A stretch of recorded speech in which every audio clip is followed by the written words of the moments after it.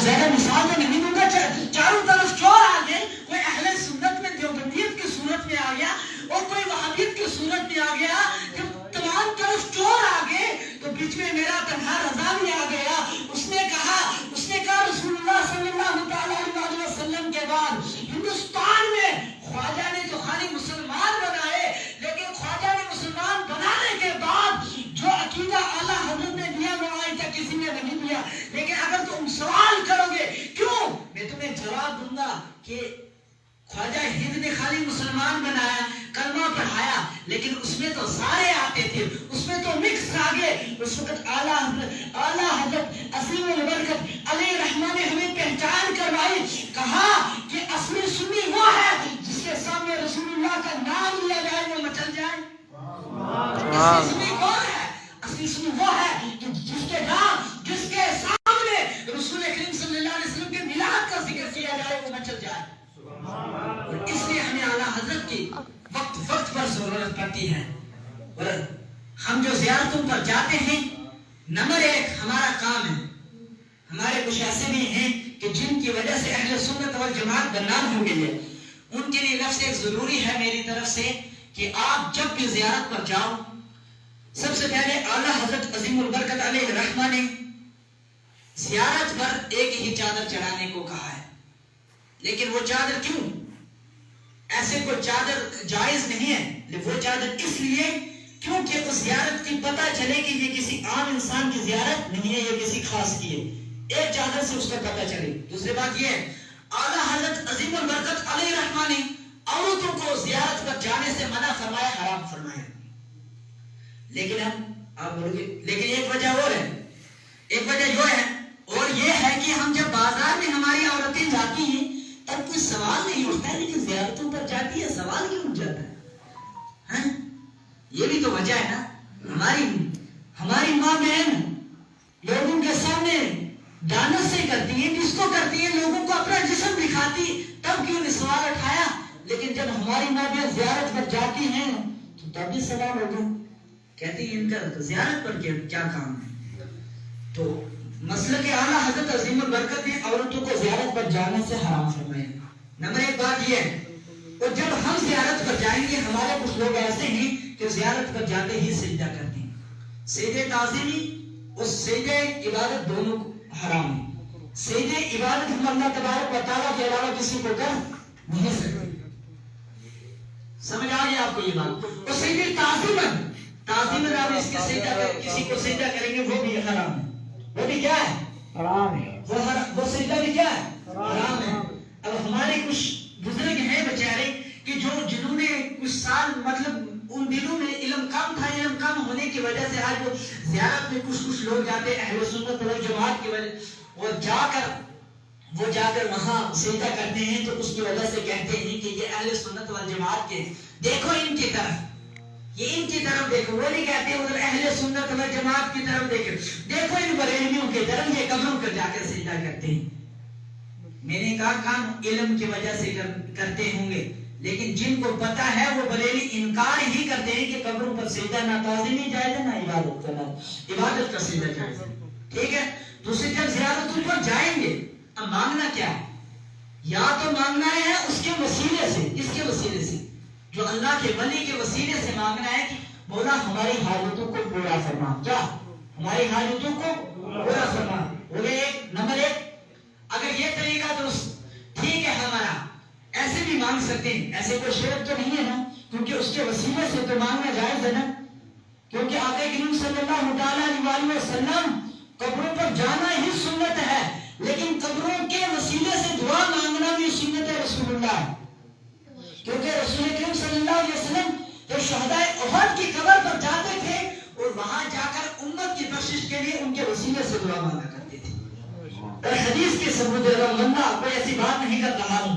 اور نمبر 1 دوسرا، اگر قبروں پر جائیں گے تو جا کر ایک تو وسیلہ ہے ایسے مانگنا ہے، اور دوسرا جا کر اس ولی کو کہنا ہے کہ ایک جیسے حضرت یہاں بہت سارے ولی جیسے شاہ ہمدانی کشمیر میں حضرت پیر غوث اعظم کی بارگاہ میں جائیں گے، اسے کہیں گے کہ پیر غوث اعظم رضی اللہ تعالیٰ عنہ، اللہ نے جو کچھ تجھ کو دیا اس میں سے ہمیں دے، یہ تو شرک نہیں ہے. اللہ نے آپ کو جو دیا اس میں سے دینا. دیا تو ہے اللہ نے آپ کو. یہ کون سے شرک؟ اگر بیٹھ اس سے مانگیں گے کہ اللہ تبارک و تعالیٰ کو نعوذ باللہ اللہ کر کر خالی اسے مانگیں گے بس آپ ہی دو مجھے، آپ ہی سب کچھ کرنے والے، یہ لفظ شرک ہے. ٹھیک ہے، یہ لفظ کیا ہے؟ شرک ہے. اور اس سے ہمیں محفوظ ہونا چاہیے. اور ہمارے یہاں آج کشمیر میں بہت بڑے پیر بھی بن چکے ہیں، کیونکہ وہ کل تک ہمیں کھانا کعبہ میں ہمیں زیارت گھر میں کروا رہے تھے. نعوذ باللہ آپ کو زور میں ایسے پیروں کی میں مذمت کرتا ہوں. خدا کا واسطہ ہے تمہیں، اگر تمہیں پیر کو کسی کو لانا ہے اس کو پہلے دیکھو کہ اس کا نسب یا چال اور چلن رسول اللہ صلی اللہ علیہ وسلم کے طریقے کے ساتھ ملتا ہے یا نہیں.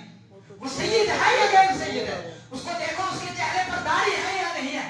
ہمیں لاتی رات کو بٹھاتے اس کو مرغا کھلاتے، صبح وہ نیاز لے کر چلا جاتا. تمہیں کیا ملتا پیر سے؟ تمہیں ملتا کیا پیر سے؟ انہوں نے اہل سنت والجماعت کا نام ہی بدنام کیا ہے. یہ ایسے پیر بابا جن کو ہم کہتے ہیں متو، لیکن وہ کچھ ہوتے ہیں جن کو اللہ اپنی بارگاہ میں قبول کرتے ہیں، سارے نہیں ہوتے ہیں.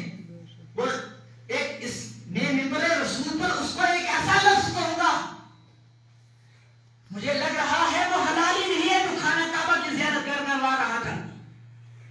ایسے پیر بابا سے نفرت کرو، نفرت کرو، 100 بار نفرت کرو، 100 بار نفرت کرو.